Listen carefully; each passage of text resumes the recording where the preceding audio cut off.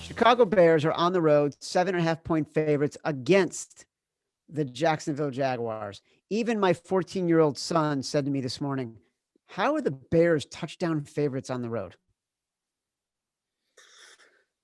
Sickening. It's sickening. That's what I'm saying. Like, these home dogs, this is what I have to do. You have to take the Jags 7.5. I know they're horrible. I mean, that game last week against the Ravens, I like the Ravens simply just because they beat up on bad teams last week. But I played the over in that game for a decent amount of money, and it was a horrible, horrible existence, really needing the Jags to get a touchdown at the end of the game. They got it. Like, this offense did get the 14 points, but like you just said, why are the Bears 7.5 favorites over anybody? They're inconsistent. Yeah, they've played really well here. They've made a switch at offensive coordinator. It's worked for them. They've had good offense last couple of weeks here, but have to take a home dog, especially one that's getting no money. Like, all the money's coming in on the Bears, and this is prime time to take the Jags. Last time of the year, we'll probably take the Jags here, but we'll take this number. Even though we'll talk about it at the end. The Bears is who I have left for Survivor, so I'm gonna be trying to play the middle here and just laying on the 7. But I like the Jags here. I am not uncomfortable at all taking the Jags at plus 7.5. I think we're getting the best of it right now. Everyone thinking the Bears are amazing after that Vikings game. Everyone writing off the Jags after that Ravens game. That is the best of the number. All of a sudden, as we continue in the Sunday afternoon early games, the Colts are favorites on the road against the Steelers. Yeah, this might be my chalkiest pick of the week, but I'm going to take the Colts. I have a lot of money on Pittsburgh Steelers futures. Like, I'm going to have to hedge it out. I think it's going to come down to this Browns game.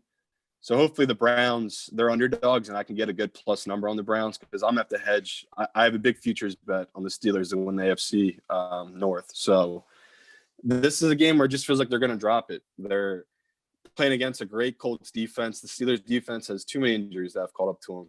And we've seen with Big Ben, he's terrified back there. He's got guys streaking downfield open, but he doesn't care. He's just looking underneath because he just wants to get the ball out quick.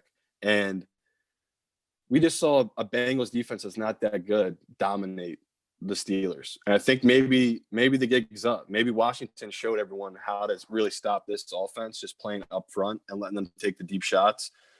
So the public's coming on the Colts, and I'm going to ride with them here. Like, it's rare for me to go against a home dog, but I just think that Big Ben's injuries and the injuries to that defense have caught up to him finally. So I think you're getting a good number here as long as it stays under 3 with the Colts.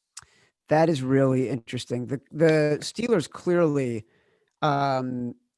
since the injury to, was it Bud Dupree the other day? Yep.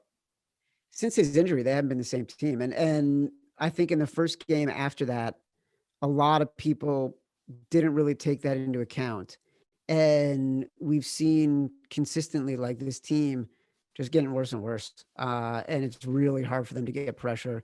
Everyone is all over TJ Watt. Like, it's despite the sack record, like, it's kind of tragic. Like, you feel bad for them because their defense was so primed and they lost 2 key players to ACLs. One of the first game of the year, now this past few weeks. I'm with you on the Steelers futures. I have them with you as well, just because we talked about it on the podcast. So I'm putting the Colts down at -1.5 that we're going to put them in the contest. Yeah, we'll go over it too next week. Probably we'll talk about, because we gave out I posted this show today actually about our futures from May, and then we did another show in August where we talked about futures. But I'll recap some of those because we had some big, like, we had a big bet on the Bills going over their total and winning the division, and that's obviously both cash. So we'll review all that next week though. Look at you bringing it back. You truly have become a media professional. The New York Football Giants, they are 11-point underdogs on the road against the Ravens. The who? The Giants? Yeah, we're not big underdogs. We're not talking about this team, right? There's no way we're investing in the Giants. Like, we gave them a shot. It's over. Yeah, like, it's your boy Colt. We get it. You love Colt McCoy, but it burned us. We're off of it. We don't have to talk about it. But yeah, I'll probably be on the Giants side just because everyone's leaving for dead. But we're not putting this in. There's no way. Nope. The Chiefs minus 10.5 against the Falcons. Eesh. No. Egad. E.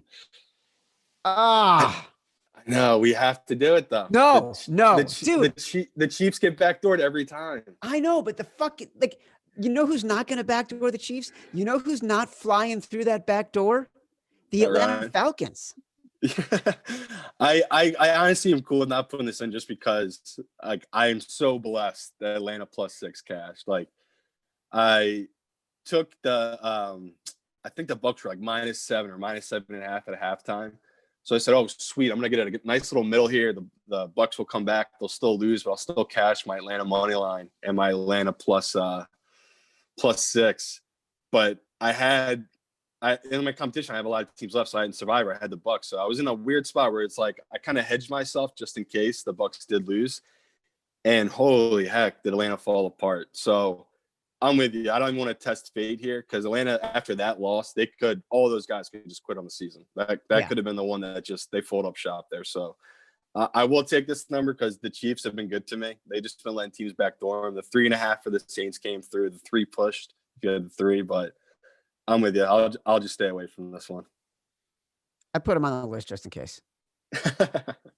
Browns. The Browns are 10-point road favorites. The streaking Browns. The Browns cannot be beat. The Browns will go into the Meadowlands as favorites, increasing favorites, and they still cover as touchdown favorites. Has Baker Mayfield figured it out? Has Kevin Stefanski figured it out? Is that defense as good as we think? Is their offensive line just outstanding? A bunch of Pro Bowlers on that offensive line, even though there was injuries. Was that the Jets' best effort this past week against the Rams? Is now the time to take a huge double-digit favorite known as the Cleveland Browns? I refuse to take the Browns here. This is sickening, but like the funniest part, the most fun I had ever on Twitter is probably tweeting out that Jets thing because people don't want to listen. Like people listen to this show, a lot of this, like especially if we get stuff wrong, like, what do these guys know? But that Jets one, you'll never hear me saying the Jets are free money. Okay. And I put that literally out to the universe on Twitter that the Jets last week were free money. And no one was happy when they won that game. Jets fans weren't happy. Every Joe at the local bar had an 0-16 ticket on the Jets because they're a sucker.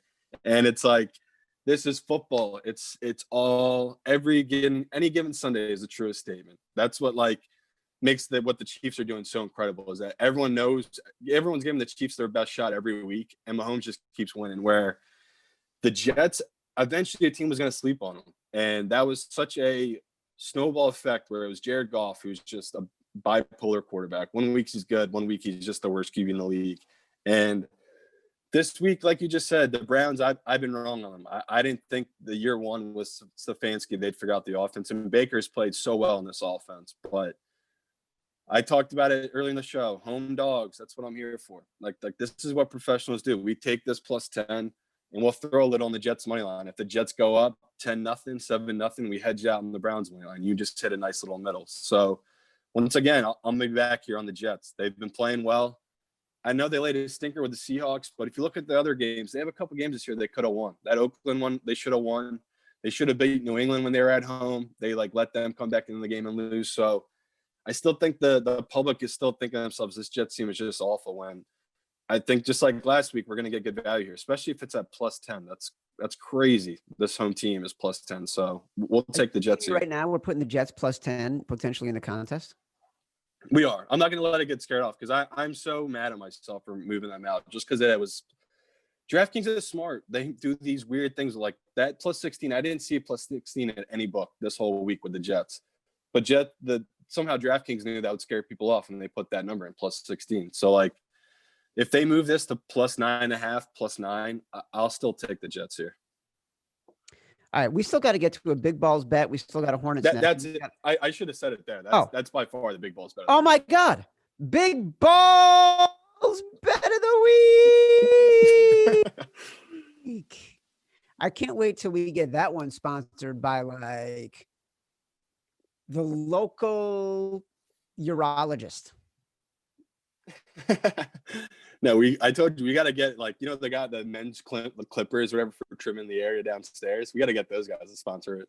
Manscapers. Yeah. Down. Matt Mitchell, get on that. We got a lot of games to get through. And listen, I've got a hard stop at 2:30. Very important. Okay. Got a hard stop. Okay. So we got 20 minutes to get this done. 20 minutes. Pressure.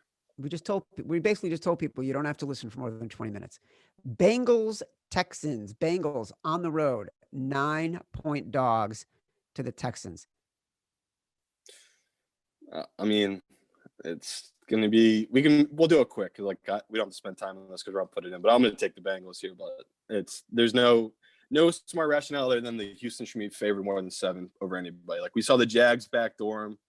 The Houston is not a good team. So I'll take all those points for the Bengals. What is your number on this? Because I feel the same way. Like I look at this, I'm like, what? That doesn't make any sense. 7.5. So like I thought for sure they would hang it at 7.5 or 7, but it's interesting they have it at that high. So they're kind of tempting you there. That's why I don't want to put it in, because it feels like they're sucking me in on the Bengals. You don't want to give in to temptation. Nah.